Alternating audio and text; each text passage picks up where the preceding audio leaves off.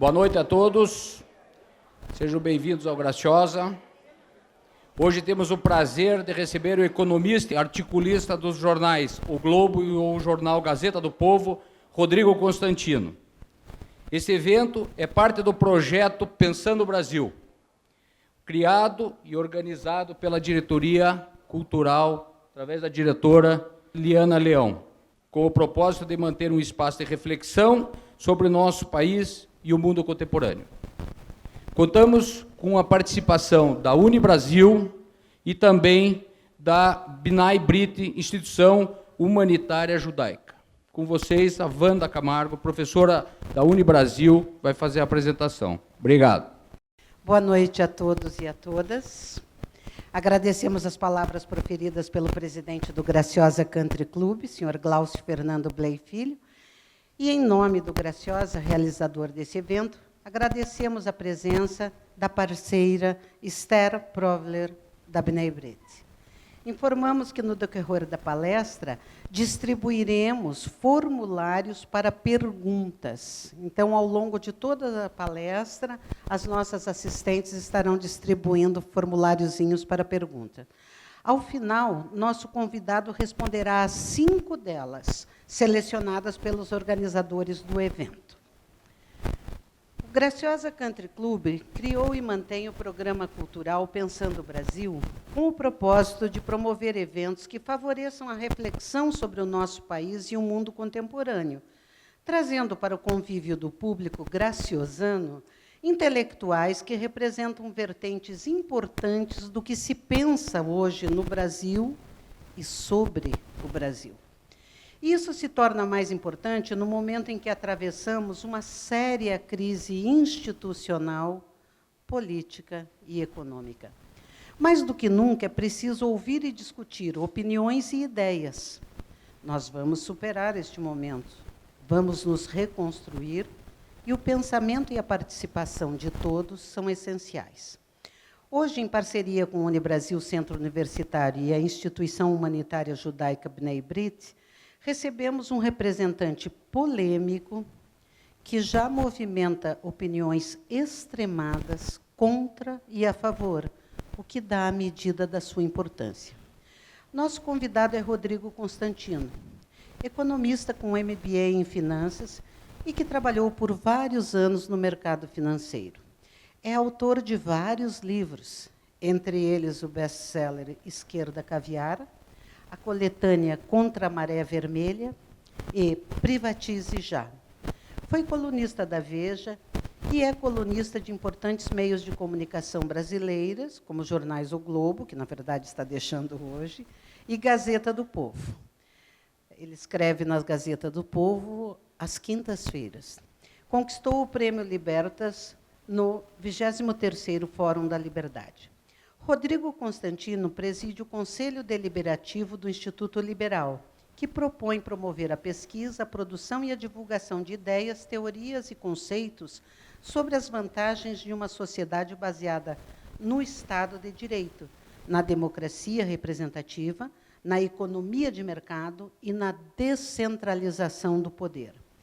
E ainda leva ao conhecimento público as vantagens de uma sociedade estruturada de acordo com os princípios da livre iniciativa, de propriedade privada, do lucro, da responsabilidade individual e da igualdade de todos perante as leis.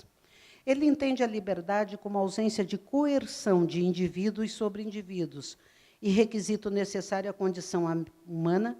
Apenas em regime de liberdade se desenvolvem plenamente as potencialidades individuais. A evidência histórica demonstra claramente que a liberdade econômica é o ingrediente mais importante da prosperidade material dos povos. E, além disso, que a liberdade econômica é a condição necessária, embora não suficiente, da liberdade política e da própria liberdade em seu sentido mais genérico. Ouvir Rodrigo Constantino é essencial para entender e pensar o Brasil, concordando ou discordando dele. Com a palavra, Rodrigo Constantino. Obrigado, Wanda. Obrigado a todos pela presença. É um prazer estar na República de Curitiba. Vim direto da Flórida para isso, só para isso. E a Wanda já encerrou aqui o meu discurso, né, sobre a importância da liberdade econômica, do capitalismo, do lucro, de tudo aquilo que, infelizmente, passou mais longe do Brasil do que Plutão da Terra. Né, o liberalismo que eu defendo nunca nos deu o ar de sua graça, apesar da esquerda repetir e insistir na falácia de que nossos males se devem ao tal neoliberalismo. Né, acusam até mesmo os tucanos sociais-democratas de serem neoliberais, o que é mentira. Eu vou fazer uma explanação, tentar em torno de 30 minutos, 40 no máximo, do passado, para a gente poder falar do futuro e aí abrir para as perguntas também. Na verdade, eu acredito que o mais importante não é olhar onde a gente caiu. Isso está bem evidente hoje. O mais importante é olhar onde a gente escorregou. E facilitou muito a minha vida, né? Eu agradeço, nesse particular, ao PT, apesar do custo disso ser muito alto para todos os brasileiros, todos nós, mas facilitou muito a minha vida todo o estrago que o PT fez no país, porque eu faço esse tipo de palestra, esse tipo de discurso há pelo menos 8, 10 anos. E antes era mais difícil você encontrar eco, você ser compreendido, você ter pessoas concordando com você. Né? Imaginem que eu fiz uma das minhas palestras que mais repercutiu, tem 300 e tantos mil visualizações no Facebook, foi em 2010, com uma mensagem bastante pessimista, no auge da euforia com o Brasil. Quer dizer, eu era tratado como um maluco. Né? A revista britânica The Economist colocando a capa do Cristo Redentor alçando o voo e todo mundo ultra empolgado com esse gigante que acordou, com essa potência. E eu olhava e falava, bom, os pés são de barro, os pilares são de areia, tudo que eu vejo é insustentável, é absolutamente populista, e a gente vai dar com os burros na água, a gente vai bater de frente num muro. E essa mensagem era muito mal recebida por todo mundo, inclusive por muitos empresários, e hoje acho que caiu a ficha para a imensa maioria. Então vamos só recapitular essa pequena história dos últimos 10 anos do Brasil, que eu prometo contar de forma muito sucinta, muito resumida. Eu gosto muito do poder da síntese, né, e de algumas metáforas, como, por exemplo, uma que eu usei uma vez, que resume bem isso tudo que eu vou falar daqui para frente, mas é muito politicamente incorreta, ao meu feitio, que é uma mulher num volante, dirigindo, do lado de um bêbado, que está assessorando ela, num gurgel nacional, a 120 por hora numa estrada toda capenga. É óbvio que começa a trepidar e vai cair o carro, vai bater e não vai dar certo. A piada é politicamente incorreta porque a minha mulher dirige, inclusive, melhor que eu, mas a fama das mulheres é de barbeiragem. E isso captura bem a essência de tudo, porque a infraestrutura capenga, que não houve investimento de fato produtivo na infraestrutura, que é capturado pela estrada ruim. O gurgelzinho lá, nacionalista, para quem lembra da época que tinha, que é essa visão fechada que o Brasil tem até hoje, de não se abrir do ponto de vista comercial e que piorou muito com o PT no poder. A Dilma no volante, que é realmente a ausência de um piloto, né, e assessorada por um sujeito que realmente está interessado em outras coisas. Então não faltava um projeto de país, havia apenas um projeto de poder, e isso não tinha como dar certo. Não corríamos o risco de dar certo, como diria Roberto Campos. Então, qual é a historinha aqui para resumir? Né? O Brasil é uma cigarra irresponsável, para quem lembra da fábula lá, que ganhou na loteria. E, obviamente, não soube se preparar para o inverno que inexoravelmente chega. Achou que o verão fosse durar para sempre. Qual é a loteria que o Brasil ganhou na época do PT? São, basicamente, 4 grandes pilares, 2 externos e 2 internos. Eu vou evitar o máximo possível aqui o economês, o jargão técnico, mas eu acredito que vai ficar bem fácil compreender. Primeiro pilar externo chama-se China. China é um país que, mergulhado lá na desgraça comunista há décadas, tem um sujeito chamado Deng Xiaoping, que era um sujeito pragmático, que endossa a seguinte visão de mundo. Não importa a cor do gato, desde que ele pegue o rato. Ou seja, vamos começar a abrir o país para o maldito lucro, o maldito capitalismo. E isso feito na década de 80, a China realmente mergulha numa espécie de revolução industrial tardia, crescendo a dois dígitos por ano. Você imagina o que é tirar 20 milhões de pessoas do campo, que trabalhavam com uma pá e uma enxada, e colocá-los diante de máquinas modernas, de tear, de qualquer coisa do tipo.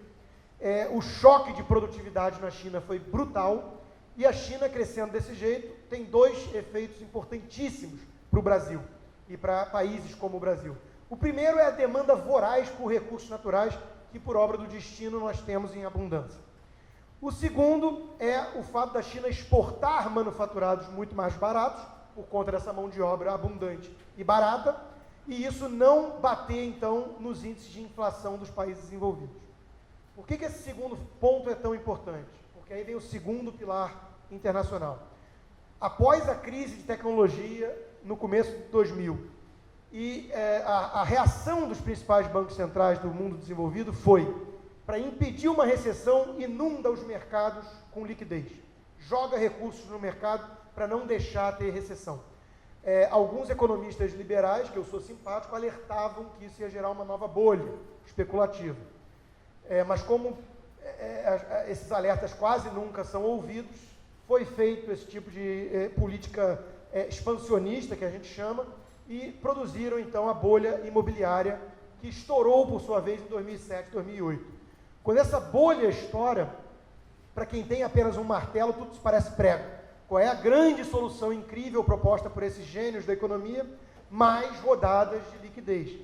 Isso é muito análogo, tá? O termo liquidez não é à toa aqui. É muito análogo a você pegar numa festa e o dono da festa começar a servir bebida grátis, liquidez abundante para todo mundo, desde as 8 horas da noite. Inclusive, em economia, a gente chama isso de efeito Ponche mesmo. Depois de 3 horas tomando bebida grátis na festa, é óbvio que a avaliação dos ativos presentes ali na festa, você começa a ficar menos rigoroso. Em outras palavras, você começa a chamar urubu de meu louro. Você começa a olhar para aquela que, em situações normais, você acharia uma mocreia, e você acha que está em frente a Gisele Bündchen. Então é mais ou menos isso que aconteceu. Jogaram liquidez no mundo, e isso, para usar uma outra metáfora também com liquidez, você pega um piscinão e inunda aquele piscinão, só que tem vasos comunicantes no mundo globalizado para outras piscininhas. Bom, basta uma jorrada de liquidez no piscinão para você inundar a piscininha. É mais ou menos o que aconteceu, e aquilo que a Dilma mesmo chamou de tsunami monetário, também com uma analogia ligada à liquidez. Tsunami monetário nada mais é do que isso. É o resto do mundo olhando apavorados para os seus quintais sem nenhum tipo de retorno de capital. Presume-se que no capitalismo todo mundo quer ter retorno de capital. E isso faz com que eles observassem, então, o resto do mundo emergente, países exóticos que, em condições normais, eles iriam evitar, sequer estariam no radar deles. Eles olham com muito mais benevolência. Eles começam a achar mais bonitinha até mesmo a Dilma, e você tenta mostrar quem é a Dilma na verdade, e eles ignoram todos os seus alertas. O fator China, como eu tinha dito, é importante por isso, porque esse tipo de política expansionista, de crédito e base monetária, tende a gerar inflação. Por que não apareciam, então, o golpe não era acusado nos índices de inflação? Porque tinha um player gigantesco do outro lado, inundando os mercados, lá na Walmart e companhia, com produtos mais baratos, e isso não aparecia no índice final de inflação como eles medem. Então, esses dois pilares externos explicam, basicamente, a história do Brasil nos últimos 10 anos. China crescendo de forma absurda e com demanda voraz por recursos naturais, e impedindo a inflação no mundo civilizado, no mundo desenvolvido, e, por seu lado, os países desenvolvidos adotando uma política creditícia e expansionista absurda também, irresponsável, que fez com que países emergentes como o Brasil virassem a bola da vez, a noiva dos investidores apavorados, desesperados, sem alternativa nos seus próprios quintais. Temos também dois pilares domésticos que explicam a situação aí favorável, a bonança do Brasil nesse período. O primeiro, a despeito de toda a narrativa contrária do PT, e hoje já ficou claro que tudo que eles falam é só inverter o sinal que será verdade, eles falavam de uma tal herança maldita do PSDB. Bom, eu sou um grande crítico de FHC, do PSDB, mas eu reconheço os acertos. E entre eles, nós tivemos, sem dúvida nenhuma, aquilo que ficou conhecido como tripé macroeconômico. Até a Marina Silva aprendeu o que é isso, né? Há poucos anos atrás, eu tinha a convicção de que, se você falasse tripé macroeconômico, a Marina Silva ia achar que era algum tipo de curupira diferente da floresta, um bicho estranho. Né? E ela apareceu em campanhas defendendo o tripé macroeconômico. Houve avanços institucionais no Brasil. O que é isso, gente? Não é difícil entender. Câmbio flutuante, que foi na marra, porque o PSDB não queria soltar o câmbio, e é um preço fundamental para sinalizar coisas importantes que estão acontecendo na economia como um todo. Responsabilidade fiscal, essa aí que acabou, né? Que é nada mais, nada menos do que não gastar mais do que arrecada, que qualquer gestor de lar entende que vai dar problema, se fizer, e um banco central com autonomia operacional para poder perseguir uma meta de inflação determinada pelo Congresso.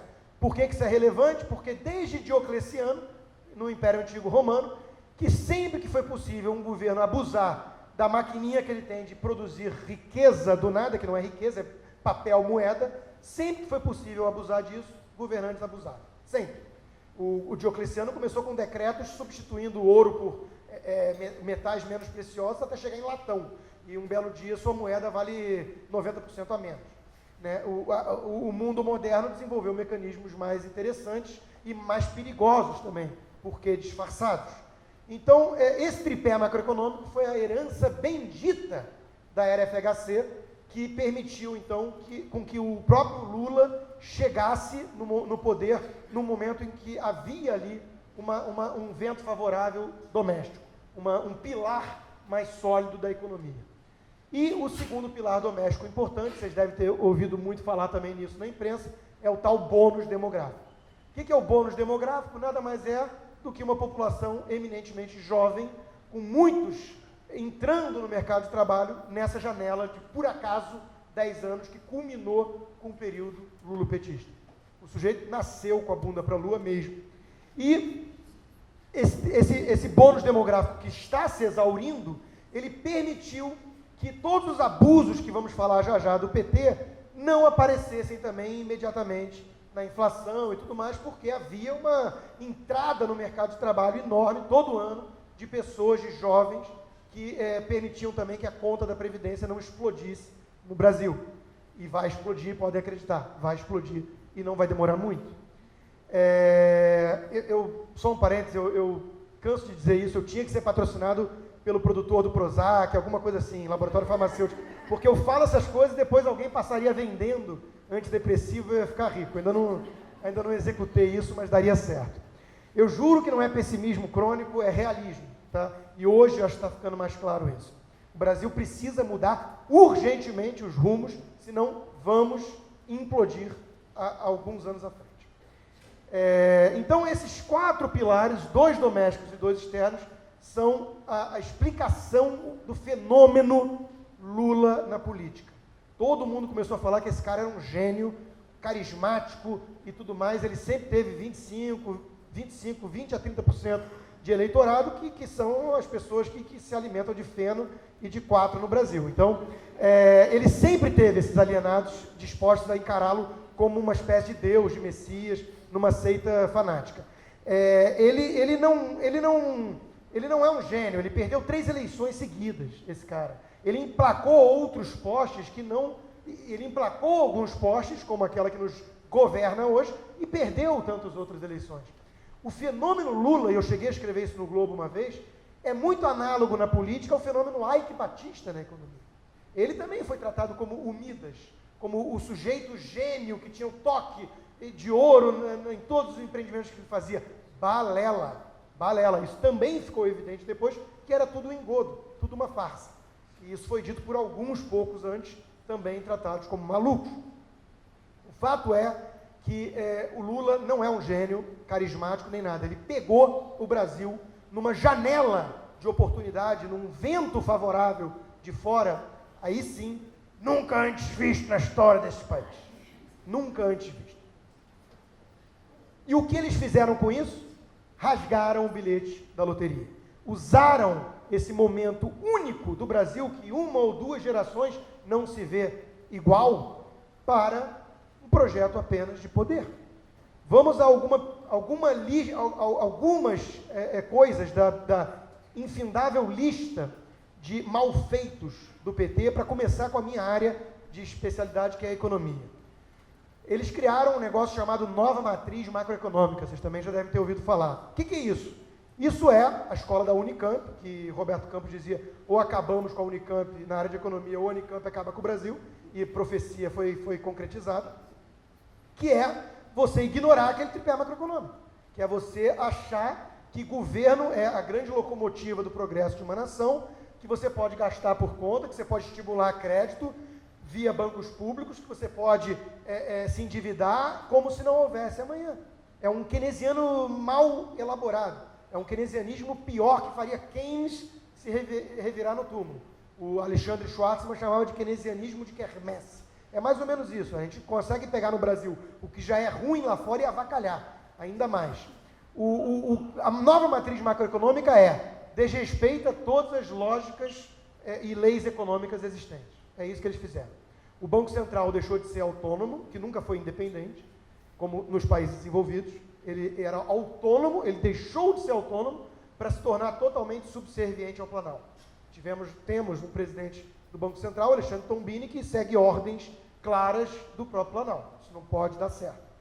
Tivemos um câmbio que deixou de ser flutuante. O governo começou a fazer muita intervenção para torná-lo mais ou menos uma flutuação suja, ou quase fixado. Tivemos, aí eu vou entrar num jargão muito técnico, mas mais de 100 bilhões de reais de swaps cambiais. O que isso quer dizer? Isso quer dizer uma tentativa de manipular a taxa de câmbio. E tivemos, obviamente, a gastança desenfreada, como se não houvesse amanhã. Bancada por bancos públicos. Vocês pensam que o Petrolão é grande? Eu também pensava que o Mensalão era grande. Que o Petrolão me assustou. Esperem até ver o BNDES, o que vem por aí. É realmente uma coisa de uma dimensão que a gente não tem noção. Fora os fundos de pensão, tudo. Eles aparelharam tudo e usaram o Estado como coisa nossa, coisa de máfia, coisa privada. Paternalismo em alto grau, nunca antes visto na história desse país. Patrimonialismo nos acompanha há muito tempo, mas da forma que a gente viu, o PT é o partido que mais confunde partido com governo com Estado. Basta lembrar que Lula, eleito, usava broche do PT, enquanto que o presidente Bush, quando foi ter uma reunião com ele, estava com uma bandeira americana. Basta lembrar que Dona Marisa tentou colocar uma estrela vermelha no jardim da Casa Oficial. Quer dizer, na cabeça dessa patota, partido e governo são a mesma coisa e governo e Estado, idem. Isso é uma coisa totalmente absurda para qualquer um que defende valores republicanos, de um Estado minimamente racional, independente e coisas do tipo. Então, o grande erro econômico foi isso. Só para vocês terem noção, no Manifesto Comunista de Marx e Engels, tem lá 10 itens para você chegar ao modelo comunista. O 5º item é concentrar o crédito no Estado. O Brasil fez exatamente isso. Ele concentrou o crédito no Estado a ponto de mais da metade de toda a carteira de crédito disponível no mercado brasileiro estar na mão de 3 bancos estatais. Caixa Econômica Federal, Banco do Brasil e BNDES. E é óbvio que eles não seguiam decisões econômicas. Eles seguiam decisões políticas. E pior, corruptas, como hoje ficou claro. Bom, outros erros que foram cometidos pelo PT, né? Além da economia, que é o principal e que realmente destruiu tudo. Bom, na economia tivemos também a questão do intervencionismo em vários setores.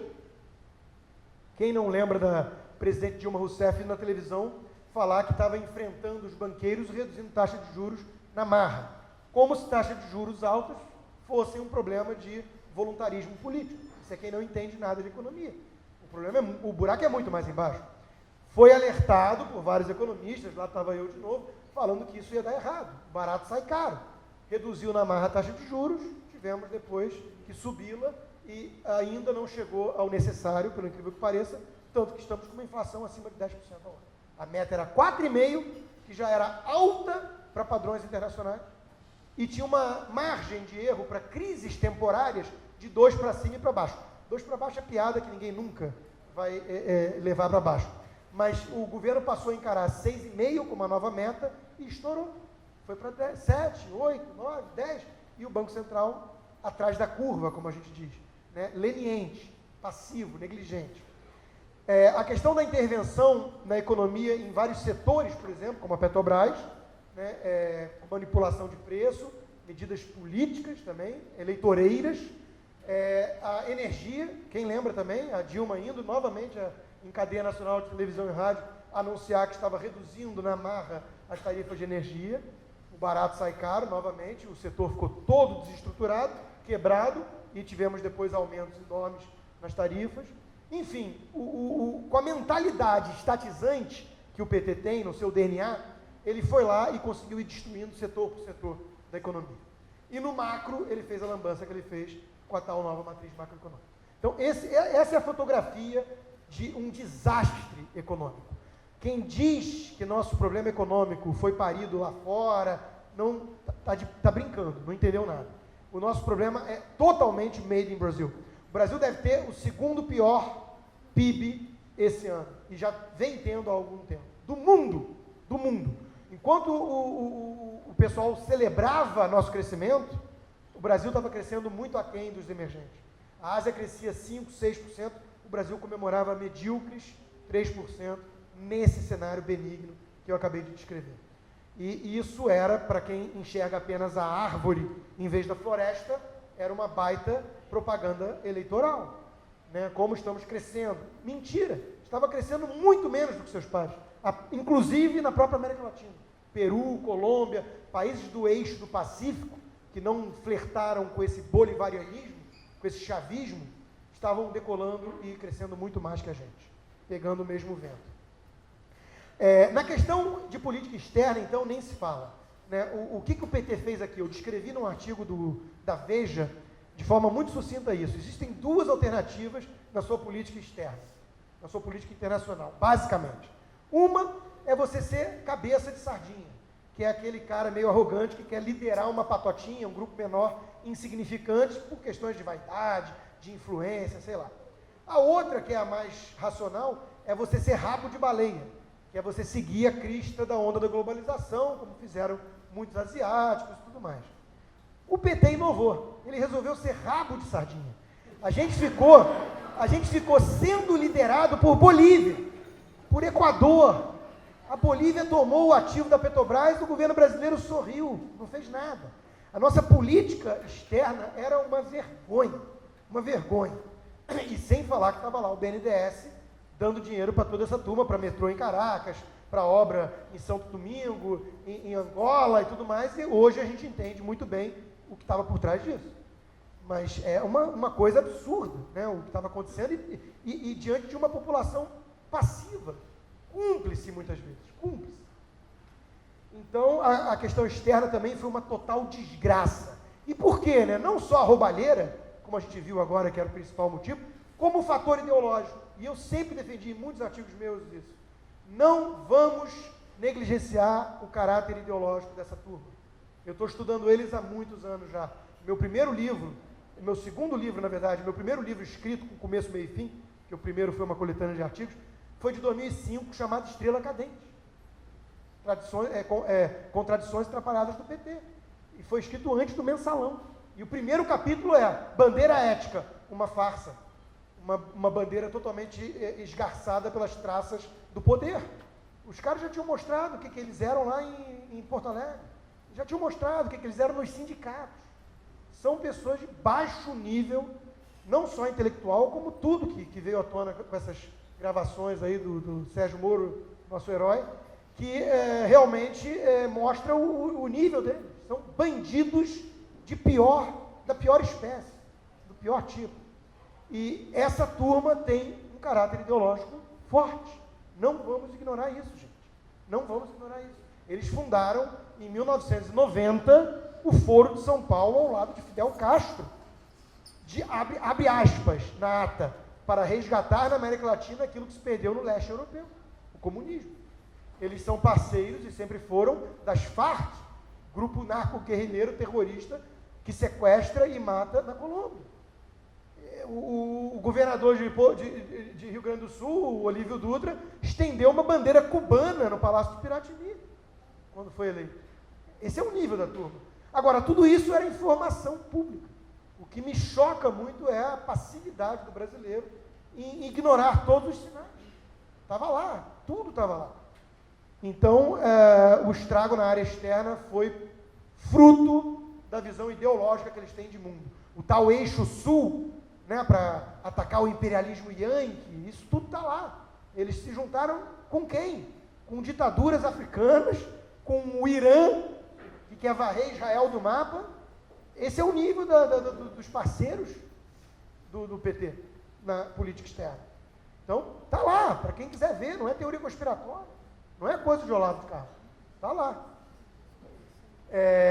E tivemos um estrago, obviamente, institucional, que talvez seja o maior deles, maior do que a economia. Na verdade, é o segundo maior, o maior eu vou falar já já. O estrago institucional do PT foi o aparelhamento enorme da máquina, pela confusão de partido com Estado e governo. Eles têm mais de 20 mil cargos nos níveis lá de DAS para indicar diretamente. Isso ficava na mão do Dirceu, sujeito que 4 anos casado se apresenta para a mulher quando sai a anistia. Muito prazer, meu nome é Dirceu e tchau. Isso é a postura de um psicopata. E esse sujeito indicava 20 mil cargos na máquina estatal. Eles aparelharam tudo. Eles aparelharam o STF. Isso está óbvio hoje também, e é talvez nossa maior ameaça. Eles aparelharam o STF. Nós sabemos que tem lá uns 3 ou 4 ou 5, para ser muito benevolente, petistas disfarçados de ministro. E a sabatina do Congresso estava onde, nessa hora? Dormindo, todo mundo comprado. Mensalão, era isso. Todo mundo sempre fez corrupção. Essa narrativa do PT me dá nos nervos. O que o PT fez não é corrupção. É um projeto golpista de perpetuação totalitária no poder. Tentaram desde o início calar a imprensa, estão conseguindo, de forma indireta, um bom estrago nessa área, porque tem o poder do dinheiro, o poder das leis, num país onde o custo da legalidade é quase proibitivo, e a arbitrariedade das leis assusta. Né? A Argentina, a Kirchner usou essa tática. O Clarim amanhecia todo dia lá com 200 fiscais, impedindo o funcionamento do jornal. Então, o aparelhamento institucional, a degradação das nossas instituições republicanas, as agências setoriais, tudo isso, né, é uma coisa muito, muito séria, muito grave, e não é fácil limpar. Porque o PT é que nem cupim, ele foi corroendo esse troço todo, e está lá, um monte de gente pendurada. O Maurício Macri na Argentina está tendo que fazer uma varredura agora, uma limpeza, e encontra muita resistência, é óbvio. Essa turma está lutando pela sobrevivência das tetas estatais, das suas mamatas, das suas boquinhas. É isso que eles estão fazendo.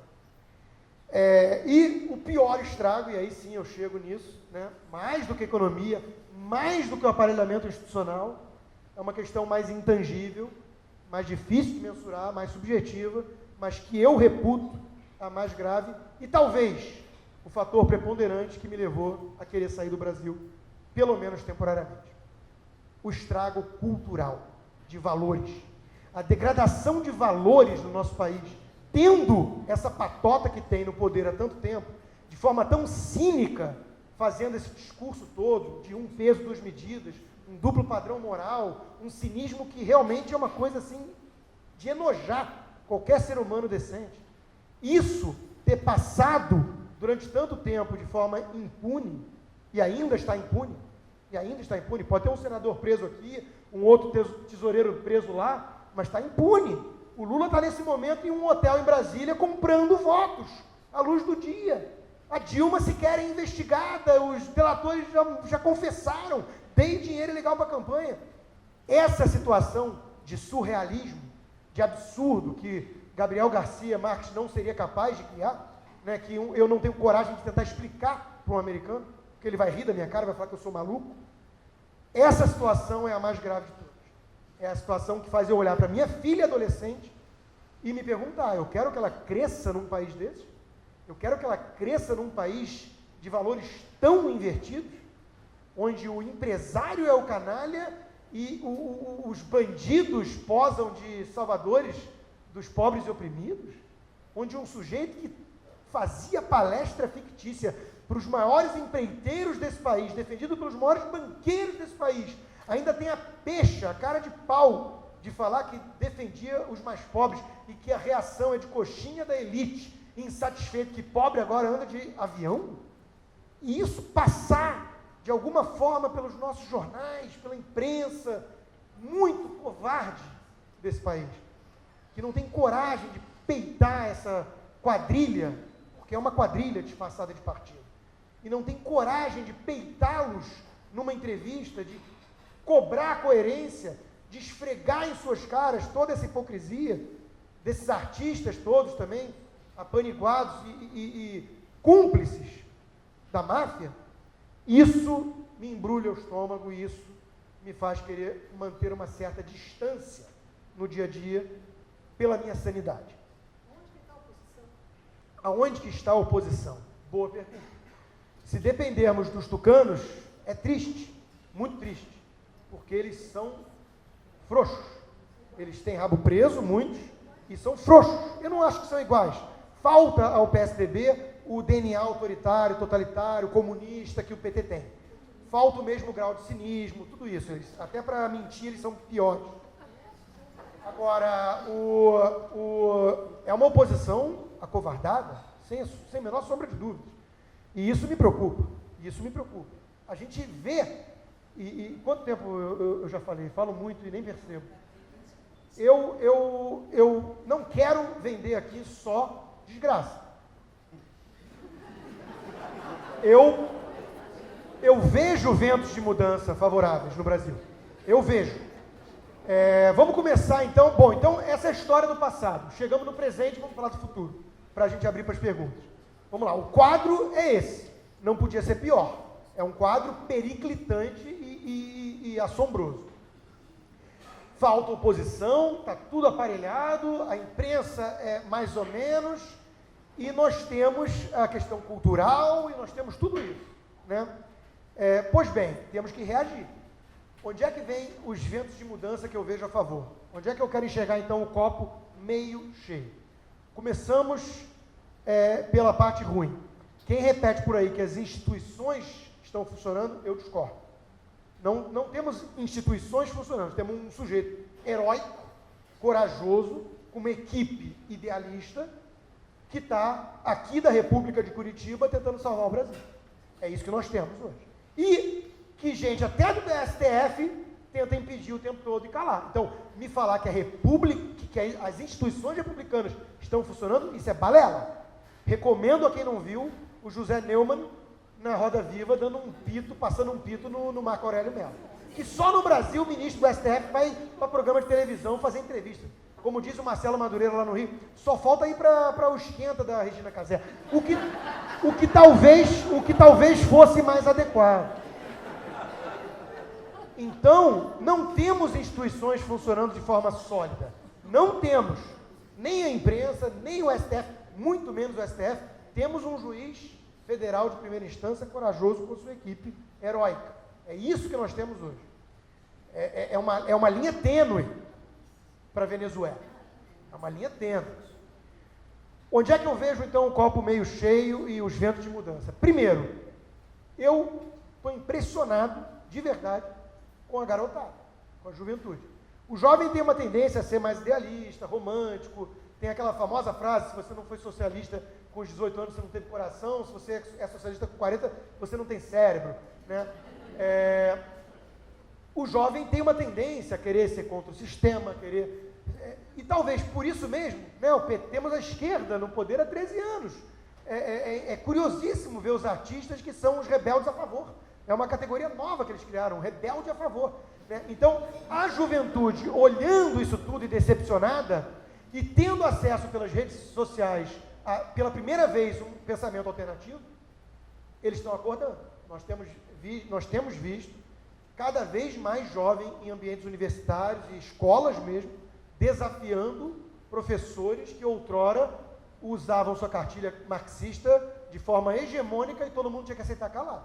Nós temos movimentos liberais e conservadores ganhando o Grêmio Estudantil, que era um reduto do PSTU, do PCdoB e do PSOL. Nós temos pela primeira vez um fenômeno novo acontecendo no Brasil.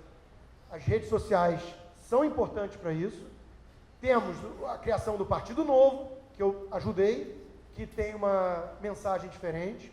E temos o senso de oportunidade, para não dizer oportunismo, que é pior, de outros partidos de olho nisso que está acontecendo. O próprio PMDB, que é um saco de gato, puxar da cartola uma ponte para o futuro, que é um projeto muito legal, muito razoável, né? Só isso já mostra que ele percebeu para onde está indo a biruta, o vento. Então ele está tentando se preparar para isso. Aí nós temos o PSC, daquele Bivar que está botando equipe liberal, nós temos o PSC do pastor Everaldo, que está colocando gente para dentro com uma mensagem diferente também. Ele mesmo falava em privatizar a Petrobras nas eleições passadas.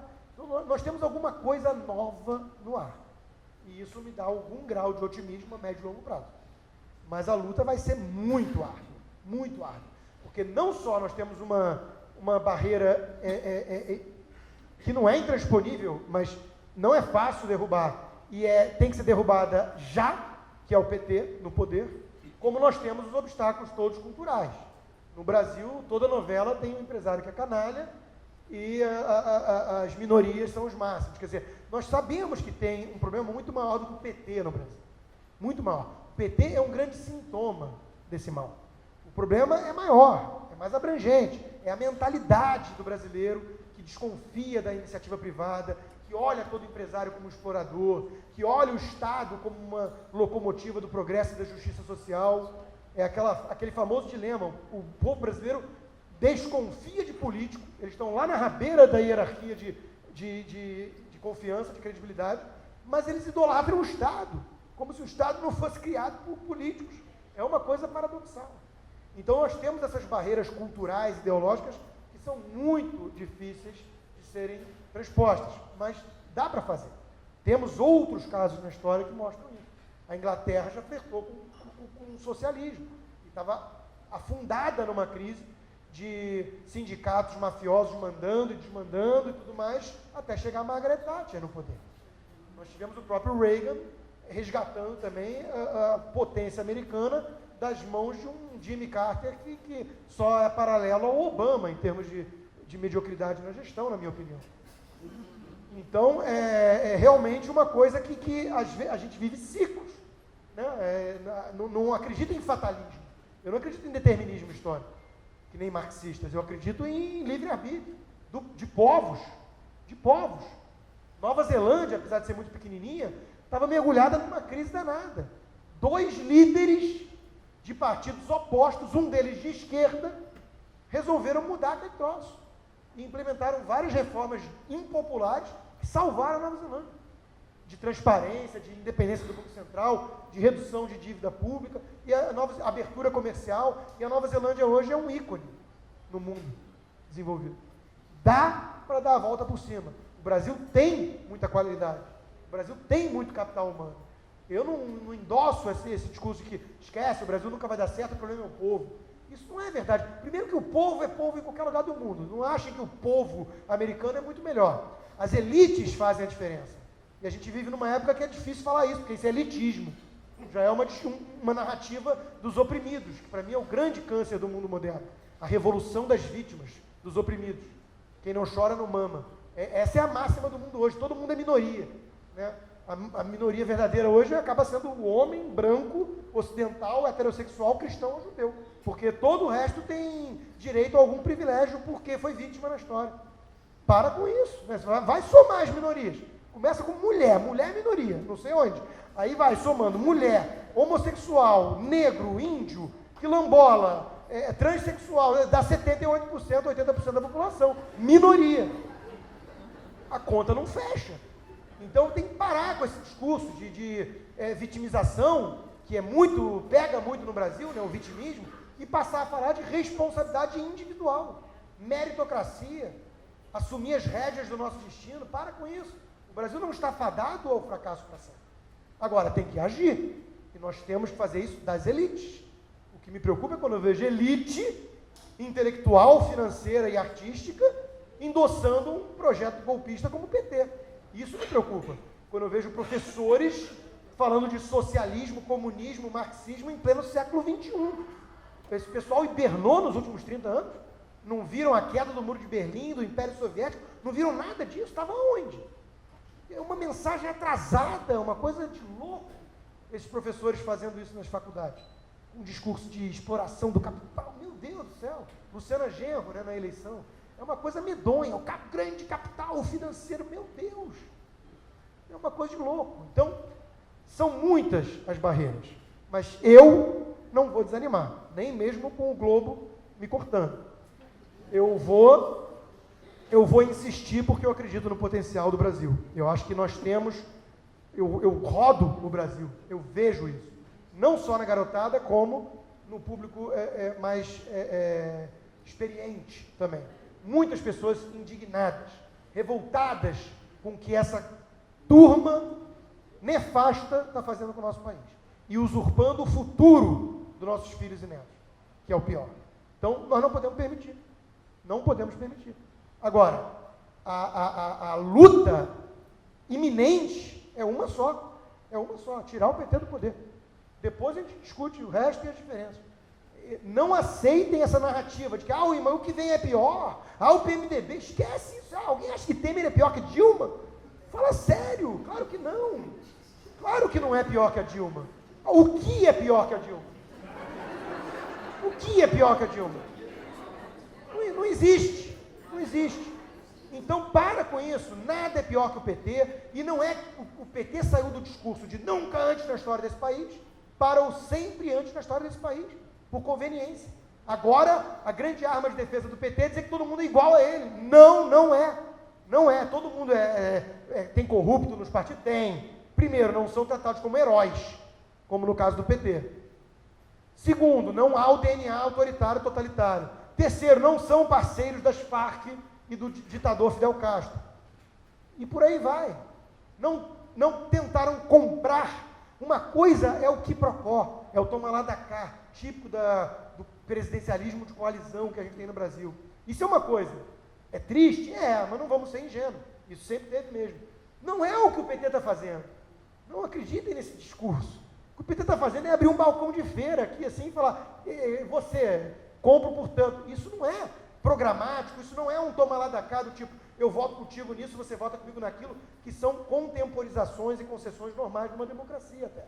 No Brasil sempre foi feito de uma forma mais obscura. Mas ainda assim havia essa negociação. Hoje é balcão de feira que transformaram a nossa política. É muito vergonhoso. É inadmissível. Então, para com a narrativa de que é tão ruim quanto o resto e o que vem aí é tão ruim. Não é. Nada é pior do que o PT. O PT mostrou, provou, está nos áudios, está em todas as ações, que é um partido golpista, e o verdadeiro golpe está sendo dado do lado de lá. E se eles conseguirem, se eles lograrem êxito, o Brasil vira a Venezuela. É esse o perigo que nós corremos hoje. Não acho que vai acontecer isso, não pelas nossas instituições fortes, mas porque o Brasil tem uma complexidade maior. Tem muitos grupos de interesse, muitos deles representados no próprio PMDB, por isso que esse saco de gato. Temos agronegócio, banco, indústria, temos muitos grupos de interesse que, obviamente, não querem matar a galinha dos ovos de ouro. Aceitaram a brincadeira do PT enquanto estavam roubando junto. Chega uma hora que percebem que vão matar a galinha dos ovos de ouro. Se virar Venezuela, não tem mais ganho para ninguém. Então, essa turma vai agir por um pragmatismo meio tosco, para quem gostaria de criar uma política melhor, mas que seja. Que seja. É isso ou a Venezuela? Então, a decisão para mim está muito clara. Impeachment. E impeachment já. Porque sem o impeachment, 3 anos, até 2018, disso que está aí, o Brasil vai derreter. Essa é a mensagem que eu trouxe lá da Flórida, junto com os Prozacs todos que estão aqui na Bolsa depois. Obrigado.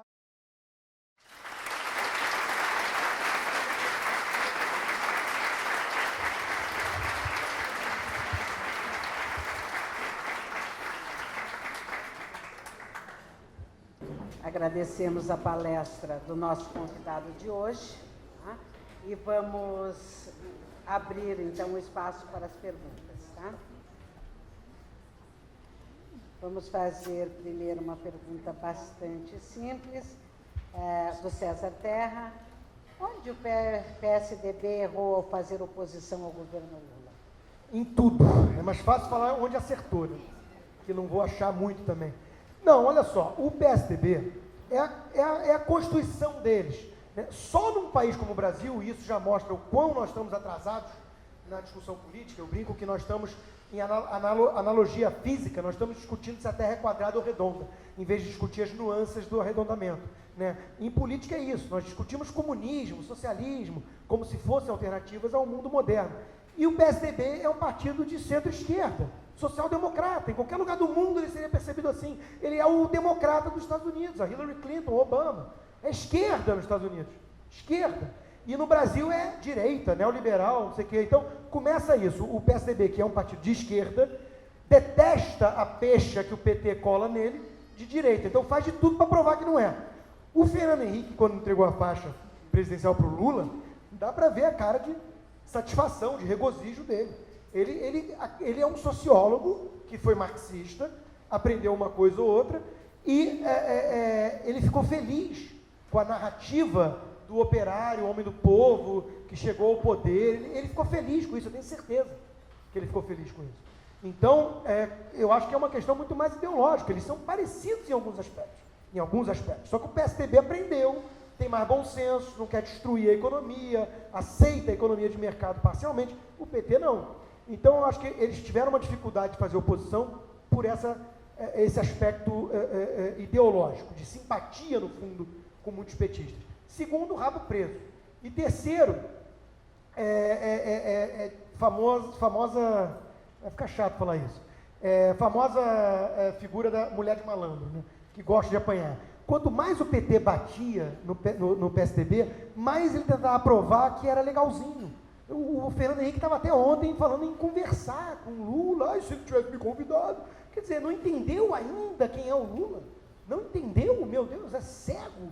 Então, eu acho que faltou no PSDB a vontade, a convicção de que era necessário barrar esse projeto do PT e a ideologia adequada, o mapa de fundo, o pano de fundo adequado para poder propor um Brasil diferente, uma alternativa verdadeiramente à direita, né, que não são eles que vão defender. Então, erraram muito, principalmente, talvez, em 2005, quando o próprio Fernando Henrique Cardoso foi uma das vozes contrárias ao impeachment do Lula. E ali deu força ao renascimento do Lula num ambiente econômico ainda favorável. E agora, recentemente, elogiando a Dilma o tempo todo, de que ela não tinha roubado, que ela era uma pessoa íntegra, que não sei o quê. Estava em todas as cenas do crime, né? Uma baita falta de sorte. Era do presidente do Conselho de Administração da Petrobras, durante o Petrolão, depois Erenice Guerra, depois não sei o quê, depois todo lugar que ela vai, vem o crime atrás. E ela é totalmente íntegra. É uma baita falta de sorte essa mulher, dessa senhora.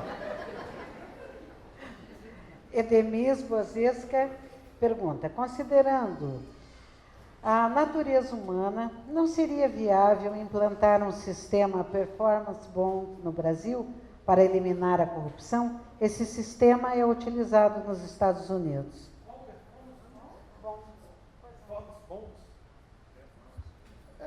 Eu confesso não conhecer a fundo essa proposta. Eu acho o seguinte, a questão da natureza humana é importante aqui só para a gente diferenciar uma das coisas mais relevantes entre a direita e a esquerda. A esquerda tem uma visão de mundo benigna, russoniana, o bom selvagem corrompido pela sociedade, como se a sociedade não fosse feita por homens, né? Então, quem corrompeu? Essa visão bobinha, ingênua, infantil, na minha opinião, romântica, ela acalenta muitos corações. É gostoso você querer ver o mundo assim, como um jardim de infância, né? Ah, não, o ISIS, aí tudo passa a ser um problema econômico, né? Ah, não, se você der oportunidade de emprego, porra, Obama Bin Laden era multimilionário, 300 milhões de dólares dando para terrorismo, não era problema de dinheiro. Então, essa turma tem eu recomendo a todo mundo aquele filme, que era, na verdade, a peça de Polanski, o Deus da Carnificina.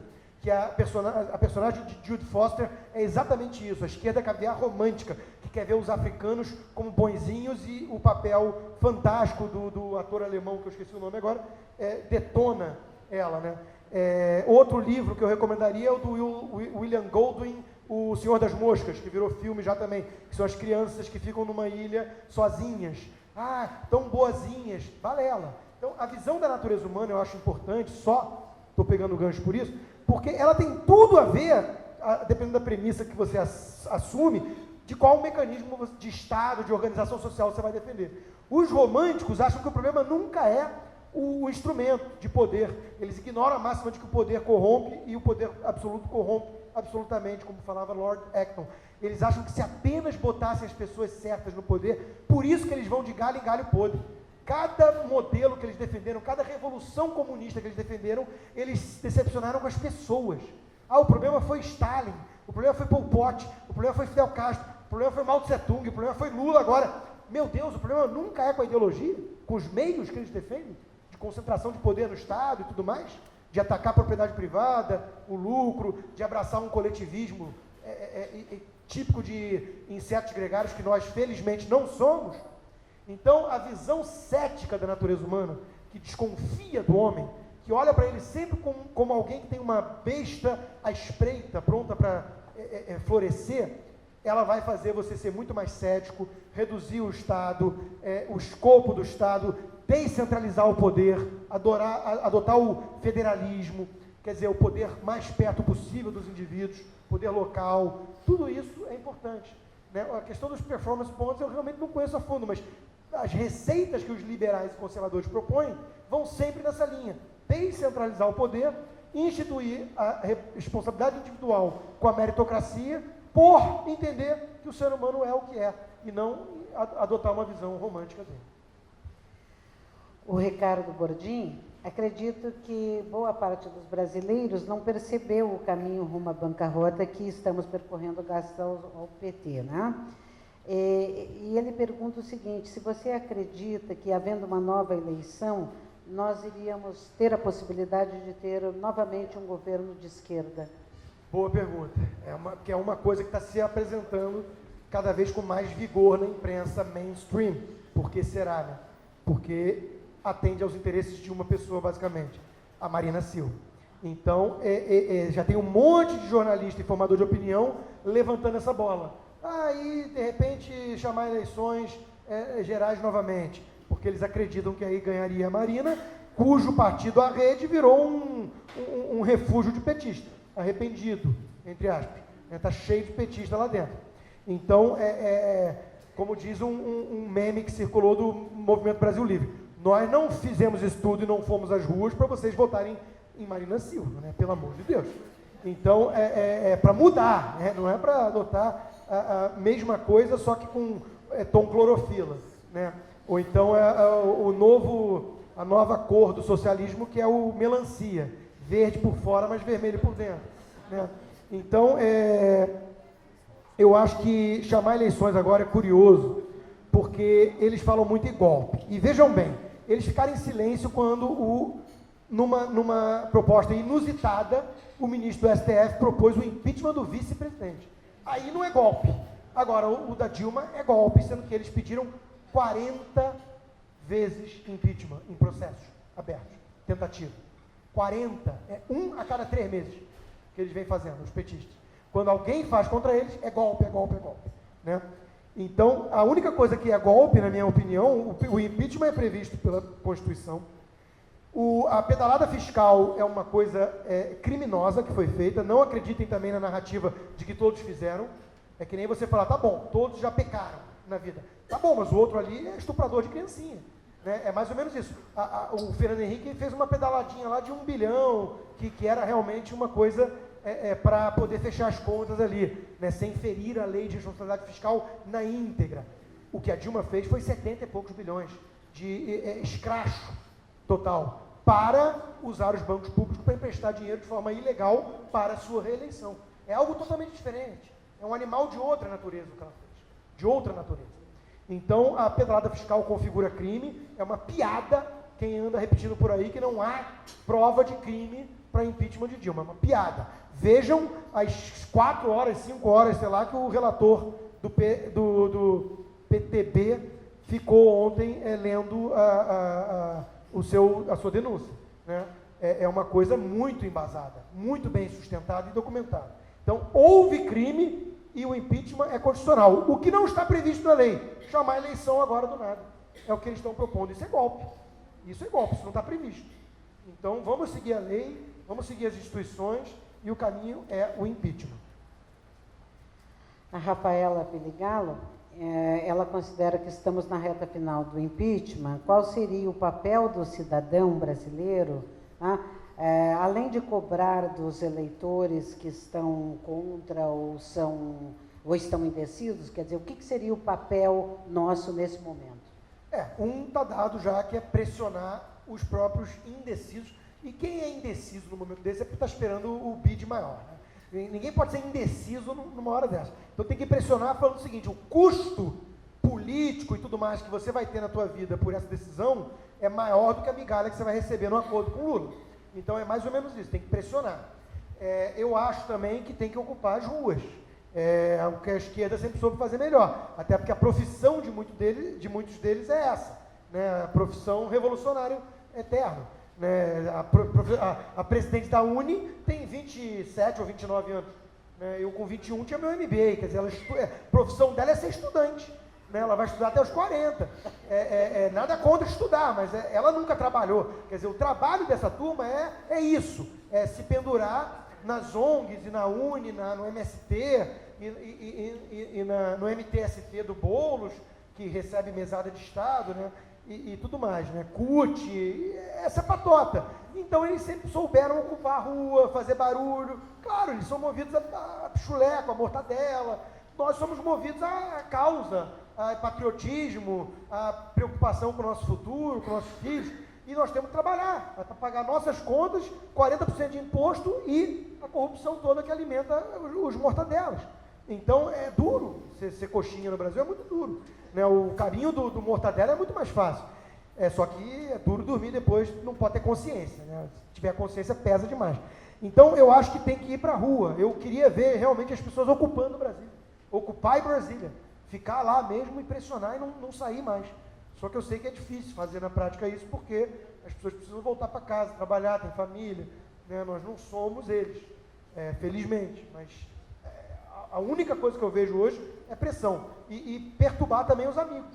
Perturbar os amigos. Eu acho que eu sou alguém que, apesar de ter sido apresentado como polêmico, nem me vejo tanto assim, sou um cara muito suave, muito tranquilo, defendo bandeiras muito moderadas e ponderadas. E, na verdade, eu sempre tolerei a divergência, sempre. Eu discutia muito em casa, política, desde sempre, com minha mãe divergindo, com amigos. Eu fui acusado de fascista, de ditador, pelo João Willis, pela turma de lá, por causa da lista que eu fiz de boicote. Bom, a lista de boicote é você usar o seu dinheiro para exercer uma rebeldia, um ato de repúdio a quem está hoje sendo cúmplice com a sua fama dessa quadrilha golpista, que está ameaçando o nosso futuro e nossa democracia. É simplesmente você não comprar o produto deles. Só que como eu mexi na parte mais sensível do corpo deles, que é o bolso, apesar de todo o discurso de abnegação e solidariedade e igualdade, eles reagiram dessa forma raivosa. Mas, na verdade, é isso. Eu acho que temos que comprar essas brigas nesse momento. Porque nós estamos em vias de caminhar na direção da Venezuela. Então, eu em situações normais, temperatura e pressão, jamais iria romper com alguém por ele não pensar diferente de mim. E até hoje eu penso assim, o cara pode ser de esquerda e ser meu amigo, não vejo problema. O cara só não pode ser petista.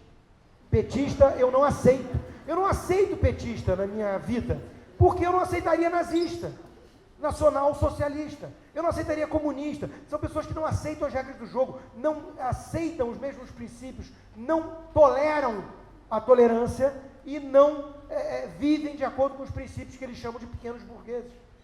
Eles não aceitam isso.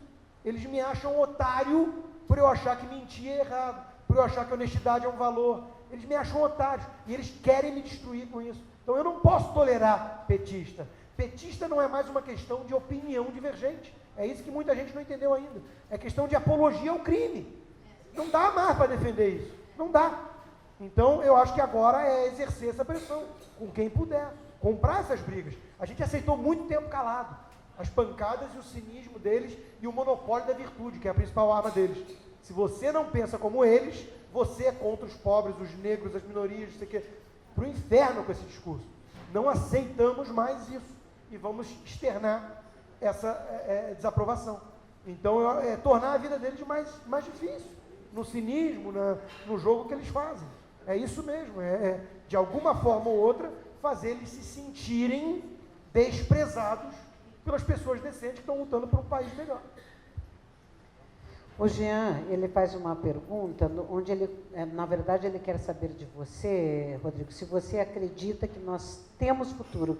É possível o desenvolvimento do país, apesar da população ter uma dificuldade muito grande, quer dizer, nós não temos um nível educacional muito forte e somos muito dependentes do Estado, né? E quais seriam os caminhos para que nós tivéssemos um bom desenvolvimento? Perfeito. Como eu disse, é difícil ser muito esperançoso no Brasil quando a gente olha por aí, né? É muito difícil. O primeiro passo estrutural, o primeiro passo pragmático é se livrar do PT. Ou a gente se livra do PT, ou o PT acaba com o Brasil. Isso está muito claro na minha cabeça. Há muitos anos, mas hoje está evidente. A segunda questão mais de longo prazo, e o meu próximo livro, na verdade o próximo não vai ser sobre esse, mas um outro que já está encaminhado vai ser sobre isso. Eu estou escrevendo a 4 mãos com Miguel Najib, que tem uma ONG chamada Escola Sem Partido, é desratizar as nossas escolas e universidades. O que é isso? É, de alguma forma, impor um limite à doutrinação ideológica criminosa que vários professores fazem em nome do ensino e da educação. Não é trocar uma doutrinação por outra, é ter o direito amplo ao contraditório, às visões alternativas, aprender a pensar por conta própria, que é a função de um professor, estimular isso, em vez de chegar lá e fazer proselitismo partidário e ideológico, como vários desses professores, entre aspas, militantes disfarçados de professores, têm feito em sala de aula. O que é crime previsto por lei. Então, nosso esforço, e com o livro vai ser, mostrar isso, alertar para os pais, que não adianta nada a gente falar tudo isso e depois você chegar e entregar seu filho numa escola dessas. E não pensem que as escolas privadas estão blindadas. A escola da minha filha era uma das melhores do Rio, uma das melhores do Brasil. Eu estudei lá a minha vida inteira e tem um monte de marxista lá falando para ela que pessoas como eu são inimigos, são canalhas, são vendidos, não sei o quê, e que todo patrão é explorador, e que não sei o quê, e que o caminho é Cuba. Tem um monte de professor fazendo isso. Então, nós não podemos aceitar isso. Não podemos aceitar. Tinha uns que iam com o broche do PT em época eleitoral, isso é crime. Então, está na hora de comprar essa briga. A médio e longo prazo, eu só vejo saída no Brasil se a gente mudar a questão de todo o aparelhamento da hegemonia cultural da esquerda no Brasil, que é uma revolução gramscista perfeita. Eles realmente foram os melhores alunos de Gramsci. Antônio Gramsci, o idealista do Partido Comunista Italiano, né, que escreveu os Cadernos do Cárcere e percebeu que a estratégia de guerrilha leninista não daria certo no mundo ocidental, que tinha que fazer a revolução de dentro da própria democracia, corroendo as instituições, tomando conta da cultura e do ensino. Então, esse é o caminho. Essa é a grande batalha que nós vamos ter se a gente quiser pensar num país livre dessa mentalidade que é uma bola, uma camisa de força, uma bola de ferro que nos impede de decolar sempre. O Silvio Lum, ele faz uma pergunta, embora ele personalize para a revista Veja, mas que no fundo te perguntando de perspectivas das nossas revistas, por exemplo, em relação à orientação da população, se elas realmente são interessantes. Eu tenho repetido aí a minha frase, né, que já ficou clássica para alguns, onde está a Fox News do Brasil? O que eu quero fazer com essa provocação que eu já usei em dezenas de artigos? Eu estou morando há quase um ano na Flórida. Eu vejo a Fox News com uma boa frequência lá. A Fox News é enviesada? A Fox News é partidária? Ela tem um lado? Sim, sim e sim. Primeiro, nos Estados Unidos isso tudo é muito mais claro.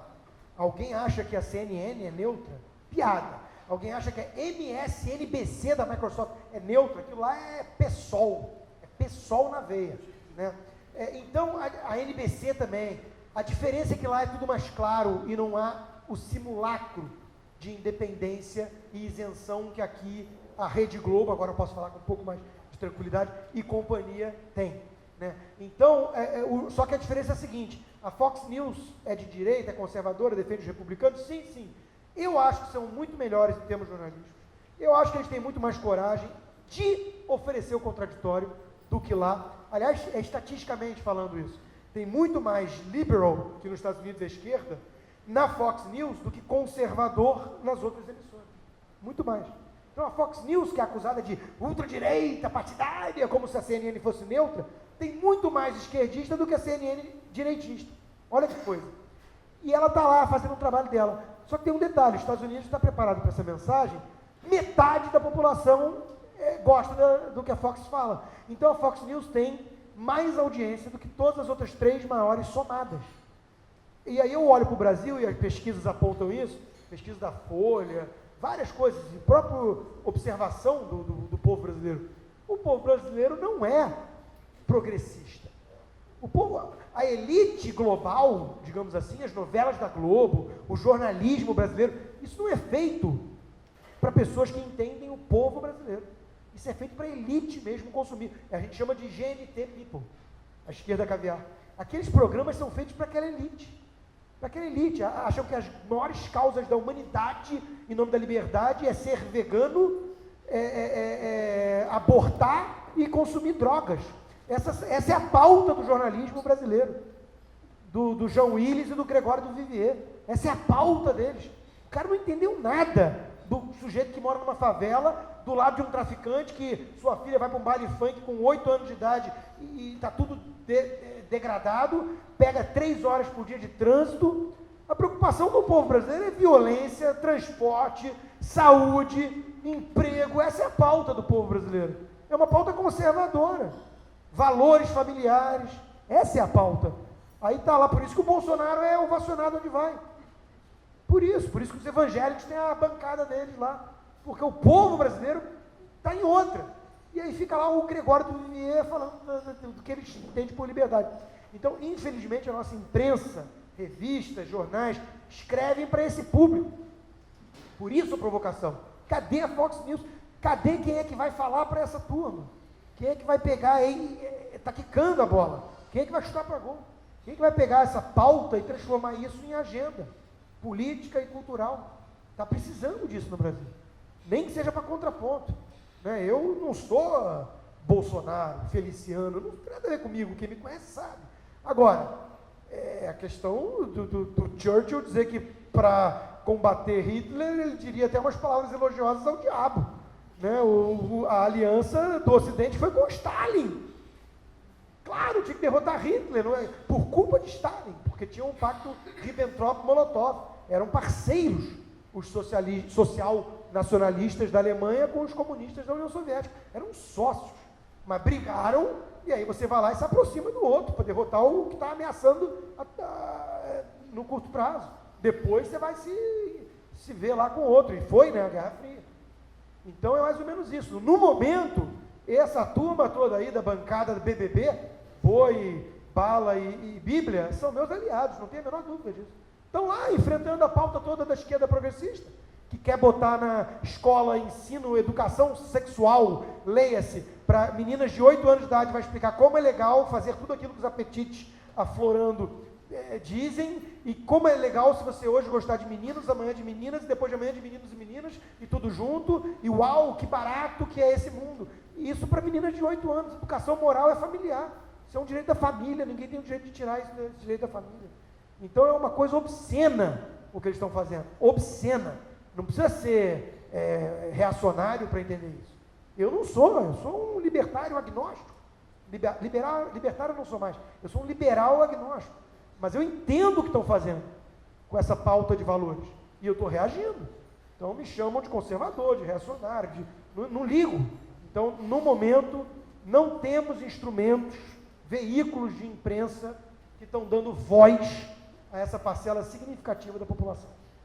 Veja, na boa, com todo respeito que me abrigaram durante 2 anos, não dá, Veja já não era isso, já não era. A Veja na área cultural e tudo mais está muito mais para o Partido Democrata Americano. Muito mais. A visão que eles têm dos conservadores é muito parecida com a visão caricata da nossa esquerda, de um jabor que olha para eles como se fossem neandertais que querem arrastar a mulher pelo cabelo com um tacape na mão. É uma coisa absurda. É uma visão... Gente, aliás, eu faço esse alerta. Não consumam uma só notícia sobre política americana na imprensa brasileira. É tudo lixo. Lixo. E eu digo isso com toda convicção. Quem não puder ler inglês, é melhor não falar de política americana. Porque tudo que chega é porcaria. Eles não têm a menor noção do que acontece nos Estados Unidos. Menor noção. Eles adotam um pacote fechado, totalmente preconceituoso, caricatural, da direita e da esquerda. Acham o Obama o cara mais legal que já pisou na face da terra, o sujeito que é prêmio Nobel da Paz antes de começar a governar. Quer dizer, é tudo slogan, é tudo retórica, é tudo para inglês ver. É uma gestão medíocre, sofrível em todos os aspectos. Mas a imprensa ama esse cara. Por quê? Porque ele incorpora com perfeição os tempos modernos. A revolução das vítimas. O cara legal, o bom sujeito que fala em nome dos fracos e oprimidos, simpático. É isso. Então, não consumam informação sobre política americana na nossa imprensa. É tudo porcaria. Agradecemos ao nosso palestrante de hoje e convidamos a professora Liana Leão para fazer o encerramento. E viram que eu não sou nada polêmico, né? Tudo, absolutamente lugar comum.